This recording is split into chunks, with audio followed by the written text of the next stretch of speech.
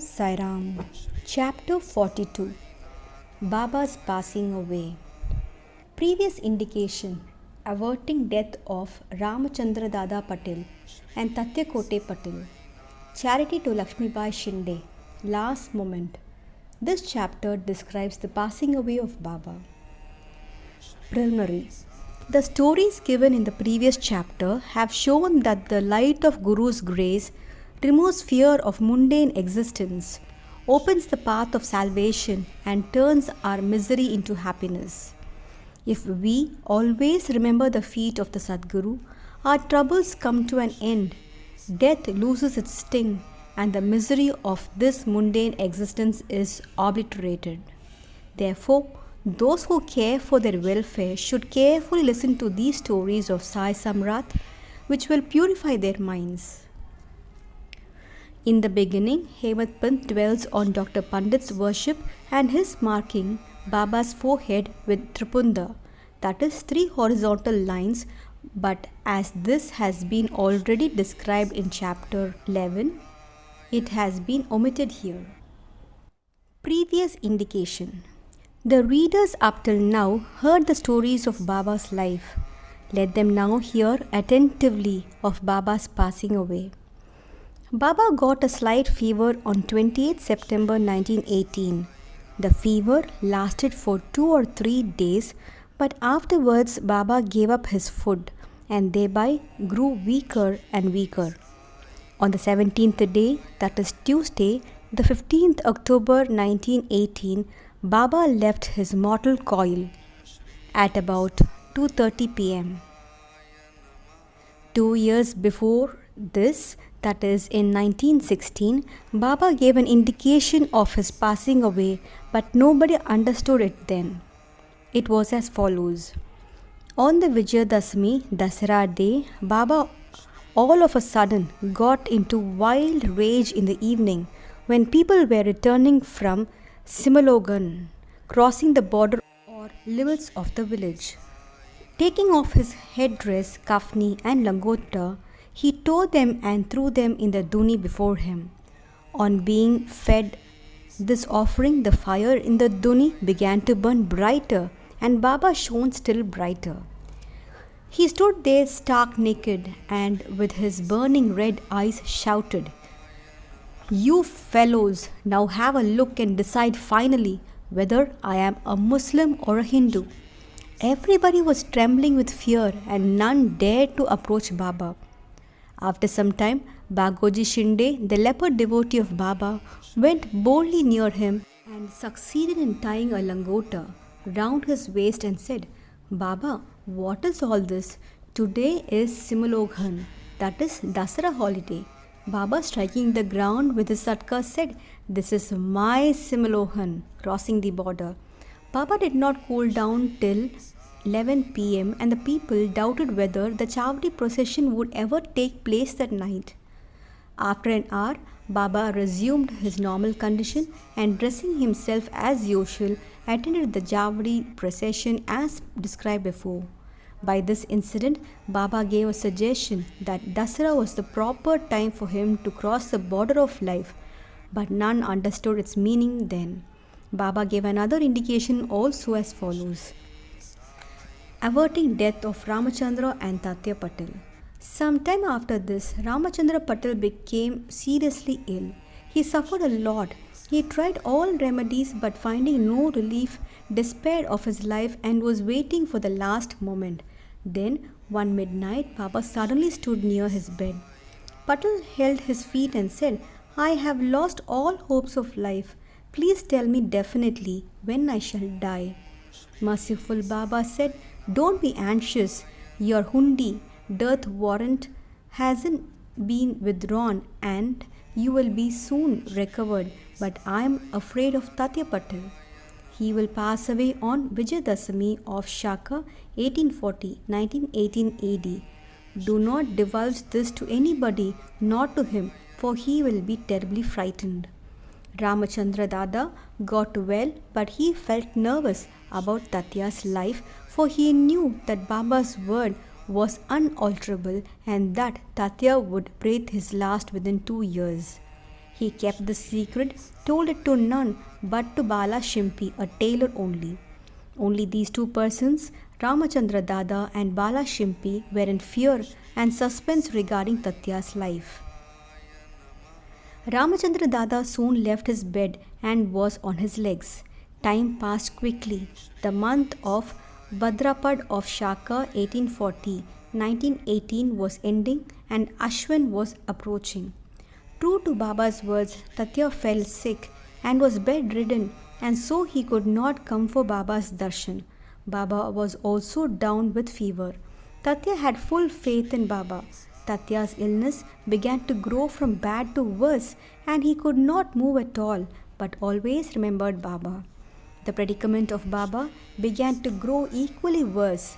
The day predicted, that is, Vijayadashmi, was impending, and both Ramachandra Dada and Bala Shimpi were terribly frightened about Tatya, and their bodies trembling and perspiring with fear, thought that as predicted by Baba, Tatya's end was near.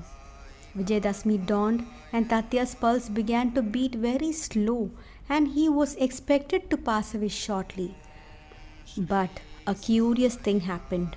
Tatya remained, his death was averted and Baba passed away instead. It seemed as if there was an exchange. People said that Baba gave up his life for Tatya. Why he did so, he alone knows, as his ways are inscrutable. It seems, however, that in this incident Baba gave a hint of his passing away, substituting Tatya's name for his own. Next morning, 16th October, Baba appeared to Das Ganu at Pandarpur in his dream and said to him, "The masjid collapsed. All the oilmen and grocers of Shirdi harassed me a lot, so I leave the place. I, therefore, came to inform you here. Go there quickly and cover me with buckle flowers." Das Ganu got the information also from Shri letters. So he came to Shirdi with his disciples and started bhajan and kirtan and sang the Lord's name. Throughout the day before Baba's Samadhi, himself weaving a beautiful garland of Lord's Hari's name, he placed it on Baba's Samadhi and gave a mass feeding in Baba's name. Charity to Lakshmi Bai. Dasara or Vijayadashmi is regarded by all the Hindus as the most auspicious time, and it is befitting that Baba should choose this time for his crossing the borderline. He was ailing some days before this, but he was ever conscious internally. Just before the last moment, he sat up without anybody's aid and looked better. People thought that the danger had passed off and he was getting well. He knew that he was to pass away soon, and therefore he wanted to give some money as charity to Lakshmi Bai Shinde. Baba pervading all creatures. This Lakshmi Bai Shinde was a good and well-to-do woman. She was serving in the masjid day and night. Except Bhagat Mahasalpati, Tatya and Lakshmi Bai, none was allowed to step in the masjid at night. Once, when Baba was sitting in the masjid with Tatya in the evening, Lakshmi Bai came and saluted Baba.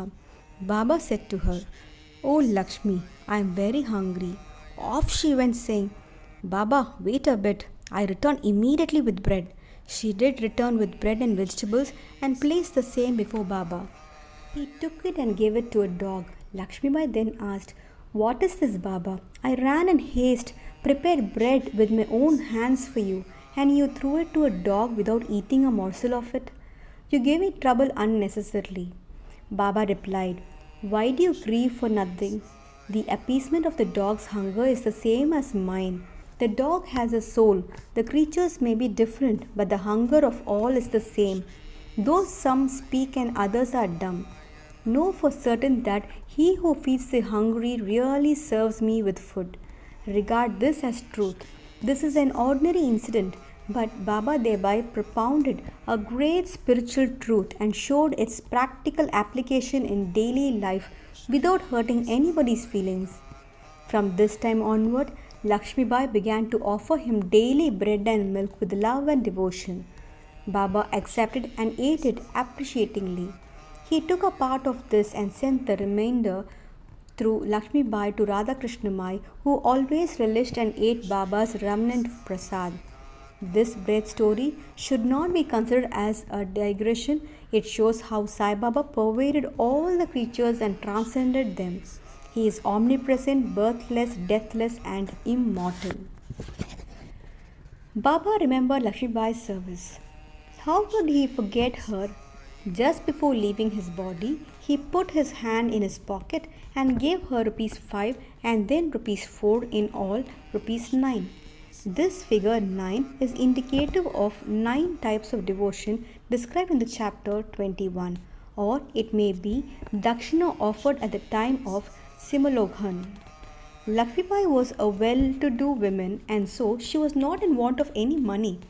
Baba might have suggested to her and brought to her notice the 9 characteristics of a good disciple mentioned in the 6th verse of the chapter 10. Skanda 11 of the Bhagavad, wherein first the 5 and then 4 characteristics are mentioned in the first and second couplets. Baba's this gift of 9 she will remember ever. Being so watchful and conscious, he ordered them all to clear off. Kaka Sahib Dikshit, Babu Sahib Bhutti and others were in the masjid anxiously waiting upon Baba. But he asked them to go to the Wada and return after meals. They could not leave Baba's presence nor could they disobey him. So, with heavy hearts and heavy feet, they went to Wada. They knew that Baba's condition was very serious and that they could not leave him. They sat for meals, but their mind was elsewhere. It was with Baba. Before they finished, news came to them of Baba's shedding the mortal coil.